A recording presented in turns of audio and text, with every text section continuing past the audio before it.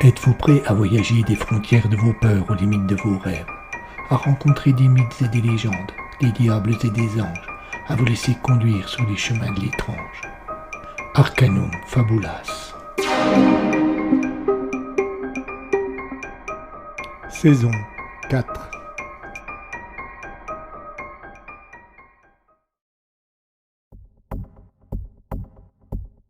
On raconte, dans une ancienne légende, qu'au moment où la mort croise notre destinée, elle est précédée par des chanteuses dont le rôle est de nous envoûter pour que nous acceptions sans peur et sans réticence de nous laisser tirer hors de la vie. Ces chants presque magiques que nous entendons au moment fatal permettent à la mort d'approcher sans que nous la remarquions.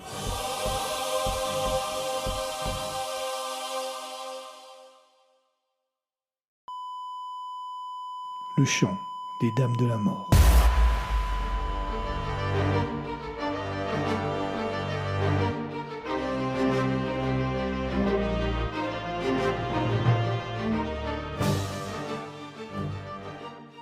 Épisode 15, le train de Wolfenberg, partie 5. Alors que la matinée touchait à sa fin, le vent du nord continuait à implorer l'hiver pour qu'elle reprenne ses droits sur ce soleil trop arrogant pour la saison. Les villageois n'étaient pas dupes. Ils savaient parfaitement qu'Éole obtiendrait gain de cause et qu'avant la nuit, la neige serait de retour. Pire, sans doute blessée d'avoir été trahie par cette perfide éclaircie au cœur de son domaine, elle se jetterait sur Wolfenberg dans une tempête terrible. Il fallait donc faire vite, très vite pour sortir du conflit avec les mineurs, car il ne faisait aucun doute que le mauvais temps qui s'annonçait serait davantage l'allié des fantômes qui les assiégeaient que celui des humains. Louis Véronnet et 3 autres gaillards du village arrivèrent donc un peu avant midi, à proximité des wagons que l'on avait éloignés de la gare. Curieusement, dans cet endroit, le vent ne semblait pas souffler, laissant planer sur les lieux un silence pesant. Si l'on ajoutait à cela le contraste entre la luminosité bienveillante de cette journée et l'horreur que l'on connaissait à l'intérieur du train, la scène prenait alors définitivement un caractère surréaliste. Obsédé par sa volonté de trouver des réponses, le maire ne s'arrêtait pas à ce détail. Il entra dans le premier wagon. Le froid avait fait son œuvre. Une légère couche de givre blanc avait envahi les lieux, recouvrant autant les meubles que les cadavres, qui prenaient alors un aspect encore plus terrifiant. Ici, pourtant, rien ne semble avoir bougé. Le deuxième wagon offrit le même spectacle et ne donna pas davantage d'indices à l'enquête. Le troisième, le quatrième, et ainsi de suite. Tout paraissait figé dans le temps, et tandis que lui et ses hommes remontaient lentement sans prononcer le moindre mot, leur malaise devenait de plus en plus prégnant. Arrivés à l'arrière du convoi sans avoir rien trouvé, ils mirent quelques instants à retrouver leurs esprits. En regagnant la voie ferrée, ils eurent l'impression de revenir d'un voyage hypnotisant dans un autre monde.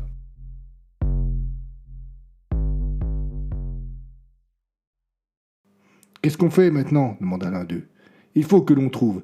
Ils ne vont pas venir chercher des corps et ne pas laisser la moindre trace, » répondit Véronnet agacé. « À moins, enchérit un autre qui était présent à la mairie quelque temps plus tôt, à moins que Vladimir ne soit pas trompé et que cela soit l'œuvre des dames de la... »« Tais-toi » coupa le bourgmestre. « Cela n'existe pas. Fouillez les alentours et trouvez comment ils ont emporté les cadavres. » Jacques espérait pouvoir embrasser les joues de Morphée au moment où cette dernière le prendrait dans ses bras. Il n'en était plus bien loin, mais quelques coups frappés à la porte de la chambre qu'avait mis à sa disposition Carlos firent s'éloigner la belle encore une fois. Avec difficulté, le Français se redressa. Ce n'était pas encore maintenant qu'il allait dormir. Dans son soupir, il invita son visiteur à entrer. Un homme à la carrure respectable, mais au visage abîmé malgré un regard d'une étrange douceur, glissa la tête à l'intérieur de la chambre. « Entre, Alain !»« Papa, te dérange, Franchet ?»« Non, Alain, viens, que veux-tu » Le frère d'Agathe avança en boitant jusqu'au lit où il s'assit. Le Français connaissait bien le jeune infirme. Il avait pour lui beaucoup d'affection, à moins que ce ne fût de la pitié. « Je veux pas bien être mal fait à Rodolphe. »« Tu n'y es pour rien, Alain. Je sais que tu l'aimais bien, mais tu ne peux rien faire. » Alain avait toujours une fascination sans borne pour la locomotive de l'IEC. Presque chaque fois que le monstre était en gare, il recevait la visite du jeune homme. Rodolphe avait sympathisé avec lui, et il le laissait souvent monter dans la cabine, actionner le sifflet ou remplir la chaudière. Jacques comprenait parfaitement qu'un incident de la veille ait pu le traumatiser. Il se faisait un devoir de le rassurer, mais Alain insistait. « Rodolphe, pardonnez à Alain. Alain pas vouloir mal à Rodolphe, et Rodolphe mort. Je suis certain que Rodolphe ne t'en veut pas. Agathe entra dans la pièce avant que Jacques-Yves ne finisse sa phrase. Pierre Favre vient de reprendre conscience, cria-t-elle avec enthousiasme. Oubliant sa discussion en cours, l'ancien soldat bondit à la suite de la jeune femme qui, déjà, avait disparu. Il avait fallu quelques minutes pour que des traces mal dissimulées soient révélées au bourgmestre et à ses hommes. Rien autour du wagon, mais dans le sous-bois, à une centaine de mètres, des traces de traîneaux et de pas. « Je le savais !» lança lui en armant son fusil et en faisant signe à ses collègues de le suivre. Le groupe se mit en marche dans le plus grand silence, mais très rapidement, les marques disparurent. Une terrible colère assaillit le bourgmestre qui en jeta son fusil au sol. Il se laissa choir sur une pierre, hésitant entre violence et désespoir. Ses trois compagnons se regardèrent interdits. « C'est comme si à partir d'ici, le traîneau s'était envolé, déclara l'un d'eux à court d'explication. « Ah, je t'en prie, arrête, coupa le bourgmestre. » Tous regardèrent leurs pieds et le visage du plus vieux des trois s'illumina. « Envolé peut-être, mais si c'est le cas, ils ont oublié cela. » Il se baissa et ramassa une bourse que lui arracha des mains avant qu'il n'eût eu la moindre réaction. À l'intérieur, quelques pièces et une carte d'identification de l'IEC. « C'est la carte de Saulnier, déclara Véronnet sidéré. « Le salaud !» Dès que cela avait été possible, on avait transporté Pierre Favre dans une autre chambre. Avec ses grands murs gris, sa toute petite fenêtre orientée au nord et son ameublement de briques et de brocs, elle était sans doute moins agréable que la précédente. Mais elle avait l'avantage indéniable de n'avoir pas été témoin d'aucun meurtre et de ne garder aucune trace de sang sur son plancher. C'est dans cette dernière, donc, que le vieux paysan reprit lentement connaissance. Il ouvrit les yeux comme on ouvre une porte lorsqu'on ne sait pas ce qu'il y a derrière. Il garda le silence car son esprit, trop occupé à chercher son nom, lui interdisait de parler. Et il demeura immobile parce que son cerveau n'avait pas encore repris le contrôle sur son corps. Cela dura 5 bonnes minutes, mais les forces lui revinrent enfin et il demanda à boire. C'est à cet instant seulement que Vladimir, qui était chargé de le veiller, mais qui s'était légèrement assoupi, s'aperçut que Pierre s'était réveillé. Le bûcheron, comme s'il venait d'entendre parler à un mort, prit à peine le temps de répondre et se précipita chercher un verre d'eau. Moins d'un quart d'heure après, on avait l'impression que tout le village était au chevet de Favre, plus curieux sans doute de savoir ce qui s'était passé que de connaître l'état de santé du malade. Comme Vladimir leur avait interdit l'accès de la chambre, ils s'agglutinaient dans l'étroit couloir de ce qu'il convenait d'appeler l'hôtel, se bousculant, s'écrasant les pieds, mais n'osant jamais réagir bruyamment par peur de ne pas entendre le témoignage de Favre. Le Français parvint à se frayer un chemin jusqu'à la chambre où lui put entrer et y rejoindre Carlos et Romain, au moment très précis où le paysan, étant parvenu avec difficulté à rassembler ses derniers souvenirs, commençait à raconter son histoire. « J'étais dans la grange en train de m'occuper des animaux. Je ne sais pas quelle heure il était précisément, mais la nuit venait de tomber. Je finissais de traire ma vache. Alors j'ai entendu la porte claquer un grand coup. J'étais pourtant persuadé l'avoir fermée. Je la ferme toujours et je me revoyais encore faire le geste. Dehors, il neigeait fort, certes, mais il n'y avait presque pas de vent et je ne voyais pas comment il y aurait pu avoir un courant d'air suffisamment conséquent pour arracher le crochet que j'utilise d'ordinaire pour bloquer la porte. « Ou un loup, coupa Vladimir. J'en ai vu un il y a quelques jours près de la Roche des Valliers, juste à côté de la grange abandonnée. C'est pas très loin de ta ferme. » C'était pas un loup, c'était pas un renard non plus, j'aurais préféré. J'ai attrapé une faux qui traînait, ma lampe à pétrole et je suis sorti du box. La grange semblait calme, mais elle était surtout sombre. J'étais tout au fond et à l'opposé, j'ai vu la porte qui s'ouvrait, se fermait, s'ouvrait et se fermait, et à chaque fois, quelques flocons de neige qui pénétraient à l'intérieur. J'ai retenu ma respiration et j'ai avancé. Je suis pas trouillard, hein, mais là, il y avait quelque chose de pas normal. J'ai sursauté à 2 ou 3 reprises, mais ce n'était chaque fois que l'une de mes bêtes qui semblait s'amuser de mes angoisses. Finalement, je me suis retrouvé devant l'entrée de la grange sans avoir eu le moindre ennui. Mais la prudence restait de mise, car mon étrange visiteur était peut-être là, juste derrière, et encore. Si c'était juste un animal sauvage. Dans un claquement, la porte venait de se fermer de nouveau. Avec prudence, j'ai ouvert l'un des 2 battants. À part le froid, rien ne m'a sauté au visage. J'ai poussé un grand soupir de soulagement et me suis laissé aller contre le mur en riant de ma propre imagination.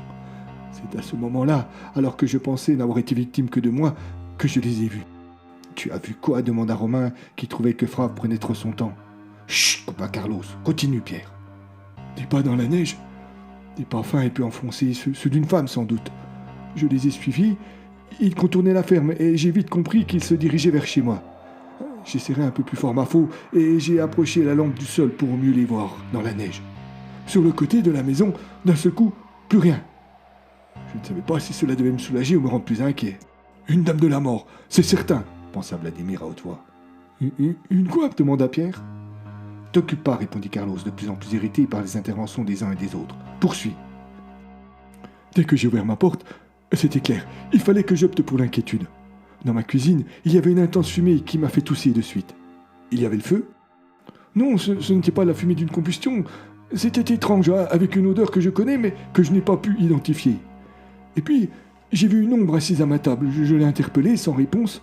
J'ai toussé de nouveau et puis plus rien. Plus rien? Non, j'ai dû perdre connaissance. Pierre se tut quelques secondes. Il fouillait de nouveau sa mémoire qui, sur ce passage, était encore plus embrumée qu'ailleurs. Par la suite, je n'ai que de brefs éclairs, des poussières de conscience au milieu d'un long chemin de nuit. Le froid me mord pour me rapporter un peu de lucidité. J'en trouve les yeux. Je suis porté par quelqu'un ou quelque chose. Nous avançons dans la forêt. Je devine les arbres de chaque côté, mais ma tête pend dans le vide et je ne sais pas comment je suis transporté. Je tente de me redresser et je vois une femme qui nous suit. Je ne vois pas son visage. Il est caché sous l'épais capuchon de laine qui termine sa large robe, mais ses formes ne me trompent pas. Je voudrais parler, mais c'est impossible et je sombre nouveau. Ensuite, la neige m'aspire. J'ai le dos glacé, allongé sur son grand manteau blanc. De nouveau, je parviens à ouvrir les yeux. L'étrange dame qui me suivait tout à l'heure est maintenant à califourchon sur moi. Elle paraît vouloir me dire quelque chose. Non, elle me chante quelque chose. Un cri au loin, des voix qui me sont familières, et puis c'est de nouveau le trou noir jusqu'à ce que je me réveille ici.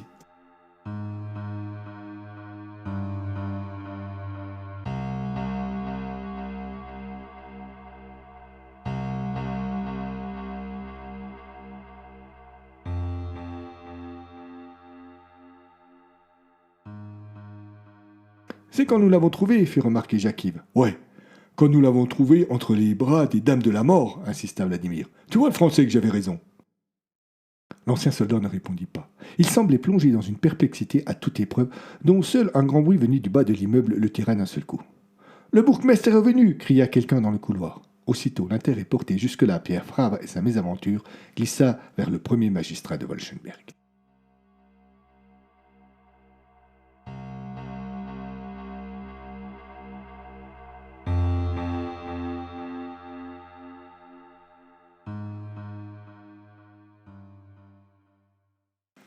En début d'après-midi, le soleil capitula.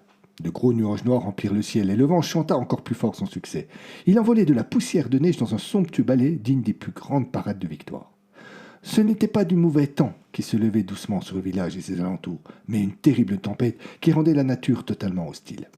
Derrière une des fenêtres du bâtiment administratif de la mine, où ils avaient trouvé refuge avec ses compagnons, assis sur une vieille chaise, un fusil à la main, Saulnier contemplait ce changement météorologique sans savoir s'il devait s'en réjouir ou s'en inquiéter.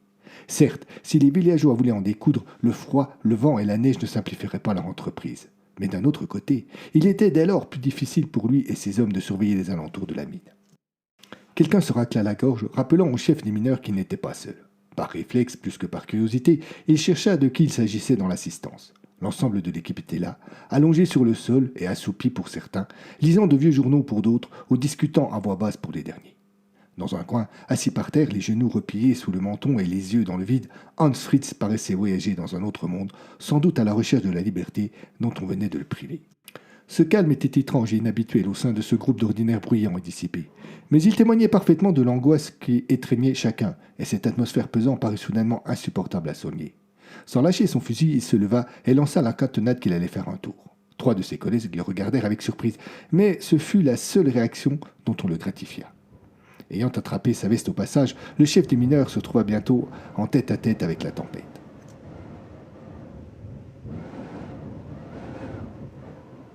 Il s'éloigna un peu de la maison en direction du puits. Il avançait avec peine, mais cette bouffée d'air frais lui faisait un bien fou. Quelques minutes plus tard, alors qu'il longeait la lisière du bois au milieu des cris du vent, un bruit très distinct et assez proche le fit sursauter. C'était un bruit aigu, semblable à un cri d'animal. Il venait du bois et les arbres refusaient d'en laisser voir l'origine. Il se répéta plusieurs fois. Intrigué autant qu'inquiet, Saulnier arma son fusil et le porta à l'épaule. Il avança avec prudence. Le ciel bas ne laissait pas beaucoup de place à la lumière, mais dans le sous-bois, c'était carrément la pénombre. Le mineur dut laisser à ses yeux le temps de s'adapter un peu. Il s'enfonça davantage dans la forêt, attentif au moindre indice. Le bruit ne se répéta pas, et Saunier s'immobilisa ne sachant pas quoi chercher. Alors qu'il allait renoncer et revenir sur ses pas, il reçut quelque chose de chaud et d'humide sur le visage. Il s'essuya d'un revers de main et leva les yeux. Un homme était pendu par ses pieds à la branche d'un arbre. L'arrière de sa tête présentait une large blessure, sans aucun doute due à un coup, d'où échappait un large filet de sang. Saunier regarda sa main, elle était rouge-noire.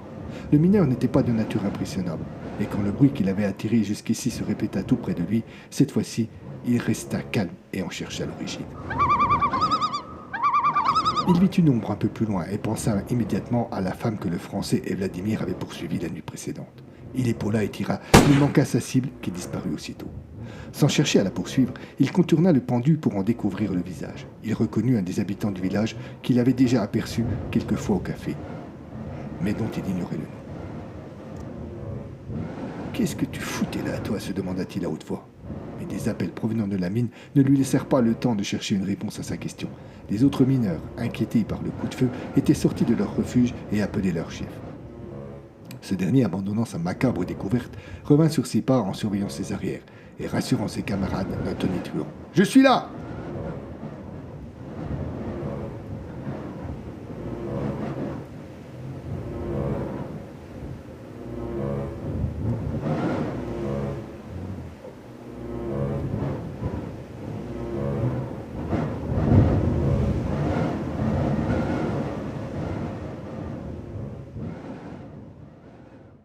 « Il y a combien de temps maintenant ?» demanda lui à Romain qui était assis près de lui dans la plus grande salle de la mairie. « Oh, une bonne heure. » L'élu se leva pour tenter de contrôler sa colère. Il fit quelques pas dans la pièce. « Cela ne serait rien de s'énerver comme cela, » lança Carlos, qui, présent également, était occupé à nettoyer son fusil. « Il ne va plus tarder. »« Non, non, ce n'est pas normal. Il devait juste faire un aller-retour, observer où se tenaient les mineurs et venir nous en informer. Je vais envoyer quelqu'un le chercher. Vladimir. C'est lui qui connaît le mieux les lieux. » « Il n'ira pas, vous avez bien vu tout à l'heure. Il est l'un des rares qui a voté contre l'opération. Il va encore ressortir sa stupide histoire des Dames de la Mort. Il ira, déclara Louis, sans se retourner. Même s'il n'est pas d'accord avec l'attaque de la mine, il ne laissera pas tomber un des nôtres. » En se dirigeant vers le café où il était certain de trouver le bûcheron, Véronnet se remémorait les événements des 2 dernières heures. À son retour au village, et après avoir découvert la carte de Saunier, il s'était laissé conquérir par une certitude et une terrible colère. La certitude que tout ce qui était arrivé dans les derniers jours était l'œuvre des mineurs, bien qu'il ne voyait pas encore quel bénéfice ces derniers pouvaient en tirer. Et c'est cette conviction qui l'avait rendu fou de rage. Il voulait en découdre et ses concitoyens ne furent pas durs à convaincre. Seul Vlad, qui persistait dans sa vision fantastique des choses, et le Français qui affirmait que tout cela ne correspondait ni avec les événements, ni avec ce que racontait Pierre Favre, s'étaient opposés à l'idée d'attaquer les mineurs dans leur refuge. On n'avait pas tenu compte de leur opinion et l'on songea à plusieurs plans. Pour choisir le bon, il fallait que l'on connaisse précisément où se tenait l'ennemi. Rémi, un garçon d'à peine 18 ans, s'était porté volontaire pour aller repérer les lieux. Dès son départ, les autres avaient sorti leurs fusils pour les astiquer. Mais plus de 2 heures s'étaient écoulées et le jeune homme n'était toujours pas revenu. L'inquiétude du bourgmestre était désormais sans borne. Il devait trouver les mots pour convaincre Vladimir.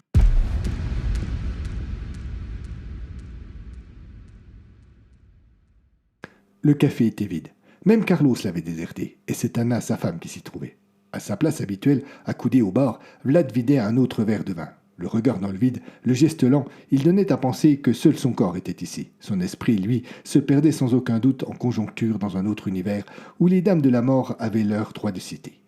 Louis le ramena à Wolchenberg avec délicatesse, mais le géant, s'il parut écouter Véronnet avec intention, ne parla point.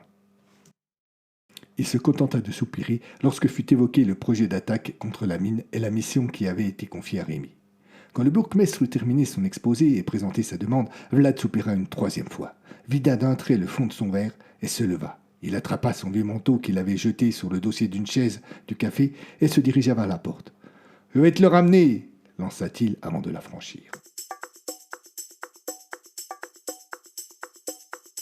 La forêt qui entourait le village et la montagne en général n'avait pas beaucoup de secrets pour Vladimir Kochek. Le géant y avait passé toute sa vie. Il y travaillait, il y mangeait, il y dormait et il n'hésitait jamais à se mettre en colère contre elle lorsqu'il estimait qu'elle se comportait en femme capricieuse. Pour le bûcheron, il ne faisait pas de doute que cet épais manteau blanc qui la recouvrait et qui persistait à ses plaisirs faisait partie de ses caprices agaçants. Tout en progressant avec peine, il maugréait donc dans sa barbe. lançant des quantités de grossièretés et des mots à bannir du vocabulaire de tous les curés de la terre. Mais la forêt n'était pas en reste. Elle répondait à Vlad en lui soufflant au visage un vent glacial qui répondait à ses insultes avec une froideur toute féminine. Il arriva aux alentours de la mine et par un petit sentier très peu usité et qu'il pensait peut-être être le seul à connaître. Bien qu'il ne crût pas à la culpabilité des mineurs dans cette affaire, il prit le parti de demeurer prudent et d'éviter de se montrer. Sa mission n'était pas d'espionner, mais de retrouver. Il s'arrêta donc à l'abri du sous-bois, là où quelques buissons et basses branches lui offraient un camouflage efficace. De son point de vue, la mine était déserte. Au premier coup d'œil, les bâtiments et les puits et tout le reste étaient abandonnés. Il entreprit de faire le tour du site en profitant de la sécurité que lui offrait la forêt. Le vent hurlait et poussait la neige qui chutait presque à l'horizontale ou même parfois remontait vers le ciel en un surprenant tourbillon. Les branches des arbres craquaient et les troncs luttaient avec peine. La visibilité était de plus en plus réduite et Vlad, qui s'arrêtait à intervalles réguliers pour observer la mine, avait de plus en plus de mal à distinguer quelque chose. La mine ne lui apporta rien, et c'est quelques traces dans la neige qui le mirent sur la piste. Alors qu'il passait à proximité du puits, toujours à l'abri des arbres cependant, il remarqua au sol des empreintes de chaussures que la poudreuse n'avait pas encore eu le temps de recouvrir. Cherchant d'autres éléments aux alentours, il découvrit, à quelques mètres des premières traces, les preuves du passage de 5 ou 6 hommes qui se dirigeaient dans la même direction. Tout cela était relativement frais. Une demi-heure, tout au plus, sans quoi la neige aurait eu tout recouvré. Redoublant de prudence, il suivit ces nouvelles pistes presque parallèles jusqu'à un arbre où elles se rejoignaient. Il y avait eu ici un conciliabule. La neige était marquée de terre et d'empreintes. Vlad remarqua également quelques marques sur le tronc. Il fouilla de regard les alentours, mais c'est un son qui lui permit de se remettre en chasse. Il distingua des bribes de voix. Avec moult précautions, il chercha à s'approcher de la source. Il tomba rapidement sur une petite clairière dans laquelle il ne s'aventura pas. Il y avait là un groupe d'hommes qu'il reconnut immédiatement. Saunier et quelques-uns de ses acolytes, armés de pelles, creusaient un trou dans la terre complètement gelée. Ou plutôt non, ils semblaient le reboucher. Le géant était proche d'eux, mais bien caché. Il put entendre leur conversation. « On n'aurait pas dû faire cela, disait l'un d'entre eux. « Tu avais une autre idée, répondait Saunier. Retourner au village, leur ramener le corps et leur expliquer. »« Leur expliquer quoi? Tu penses qu'ils nous auraient cru? Et pourquoi pas ?» Agacé, Saunier s'arrêta et s'appuya sur sa pelle. Il fixa son compagnon d'un air navré. « Tu n'as donc pas compris? C'est eux qui veulent se débarrasser de nous depuis le début. Ils nous baladent. »« Enfin, Saunier, sois sérieux. Ils ne seraient pas allés jusqu'à tuer l'un d'entre eux, un jeune homme. Aller jusqu'à le pendre par les pieds au milieu de la forêt? Et pourquoi pas? Si tu pars du principe qu'ils ont massacré tous nos collègues dans le train, ils sont capables de tout pour atteindre leur but. Mais quel but? Bien, cela, j'en sais rien et c'est pas mon problème. Moi, je veux juste survivre. » Vlad réalisa que le trou qu'ils étaient en train de reboucher était la tombe de Rémi. Sa mission était tristement accomplie. Discrètement, il s'éclipsa pour rejoindre le village, laissant les mineurs à leur sordide tâche.